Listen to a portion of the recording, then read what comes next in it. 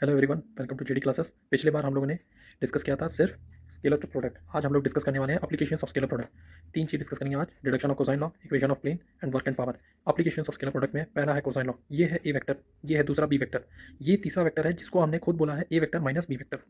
इसमें हम C vector का स्केलर प्रोडक्ट कर रहे हैं, मतलब C vector dot C vector, मतलब इसी ए वेक्टर माइनस बी वेक्टर का दो बार होगा। जब ये दो बार हो जाएगा तो इसे इंटू करेंगे, A vector dot A square B square minus two A B.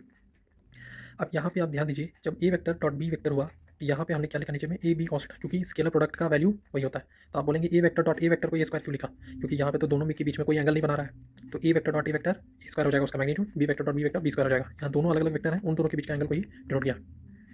अब हम लोग डिस्कस करने वाले हैं इक्वेशन ऑफ अ प्लेन। ये एक A B C D plane है, ये कोई पॉइंट है ओ जो प्लेन के आउटसाइड है।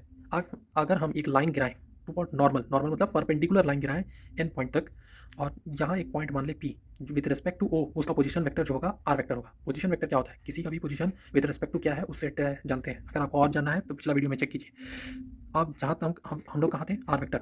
अब ये आर वेक्टर का प्रोजेक्शन गिरेगा एन पे, जिसका मैग्नीट्यूड इटसेल्फ एन होगा।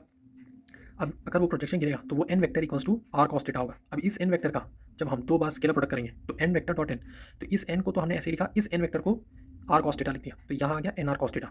N square equals to N R cos theta. Cos theta को काफी स्मॉल करने के चलते हम उसको इग्नोर करते हैं, वैल्यू आ जाएगा एन आर। यही है equation of the plane. N का वैल्यू की जगह हम क्या लिखेंगे, N X I cap N Y J cap plus N Z K cap. R की जगह लिखेंगे R X I cap R Y J cap R Z K cap. तो जब दोनों को इंटू किया जाएगा तो आई कैप वन हो जाएगा। मैं डायरेक्ट लिख दे रहा हूँ दोस्तों, n x r x plus n y r y plus N z r z. ये होगा आपका required equation of the plane. अब हम लोग इसको ये भी लिख सकते हैं, यहाँ पे एक चीज़ और बता दें कि हम इसे आर एक्स की जगह ये जो चीज़ है इसे एक्स वाई और जेड मान लें।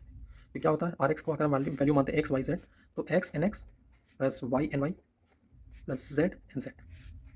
अब हम लोग आते हैं इक्वेशन ऑफ प्लेन के बाद deduction expression from work and power. Work and power के बारे में क्लास 10 ICSE वाले एक चैप्टर पढ़ते हैं वर्क एंड पावर, जहाँ पर वर्क क्या होता है, कोई भी ऑब्जेक्ट है जिसमें हम फोर्स लगाएं, जिस डायरेक्शन में फोर्स लगा उसी डायरेक्शन में डिस्प्लेसमेंट हो रहा है उस ऑब्जेक्ट का, तो वर्क डन होगा। उसे हम बोलेंगे एफ डॉट डी करके डिनोट करते हैं। F into displacement, force into displacement होता है। अगर हमने फोर्स लगाया किसी ऑब्जेक्ट पर और उसका एंगल कुछ बन रहा है डिस्प्लेसमेंट, तब वो work done F into D cos theta हो जाएगा। Work and power, work and power में अब आप मान लीजिए कि कोई ऑब्जेक्ट था जिसको यहाँ पे फोर्स लगा गया इस तरफ और डिस्प्लेसमेंट हुआ है इस तरफ, या फोर्स इस तरफ लगा है डिस्प्लेसमेंट इस तरफ। इसको हम लोग क्या करते हैं, एक परपेंडिकुलर बना लेते हैं और ये बनाता है थीटा, मतलब फोर्स और डिस्प्लेसमेंट के बीच में कितना एंगल है, थीटा। अब अगर हम इसको वर्क डन इक्वल्स टू करें तो F dot D cos theta, ये हो गया आपका work done of that object, मतलब इस ऑब्जेक्ट में कितना वर्क डन करना पड़ेगा इसको डिस्प्लेस करने के लिए, F dot D cos theta. अब अगर ऐसे बहुत नंबर ऑफ पार्टिकल्स आ जाए तो अलग अलग वर्क डन करना पड़ेगा। उसमें कौन कौन सा वर्क डन होगा, W equals to F1 D1 plus F2 D2 plus F3 D3 plus dot dot dot. तो इसको हम लिख सकते हैं सिग्मा n इक्वल्स टू 1 से m F vector dot D vector equals to D vector बाहर F vector D vector बाहर sigma और सिग्मा ऑफ F वेक्टर। इस summation of all the forces को हम लिख सकते हैं equals to D dot R vector. ये हो गया आपका equation of the expression of the work done. और अगर हमको फोर्स का पता चल गया है, वर्क डन पता चल गया है, अब हम लोग पता करना चाहते हैं पावर के बारे में। So what is power, power is the capacity of doing work is known as power. अब हम जानना चाहते हैं कि पावर का एक्सप्रेशन कैसे पता किया जाए। तो power is nothing but the capacity of doing work, मतलब dw बाई dt। तो dw बाई dt हो गया, तो यहाँ पे w क्या है, d by dt f dot d vector.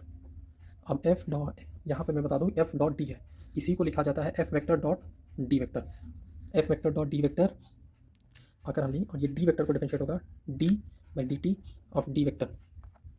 d by d is the displacement, then it will be f vector dot v vector.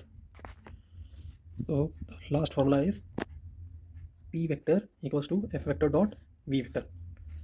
I hope you like the video. Please do like and subscribe. Thank you.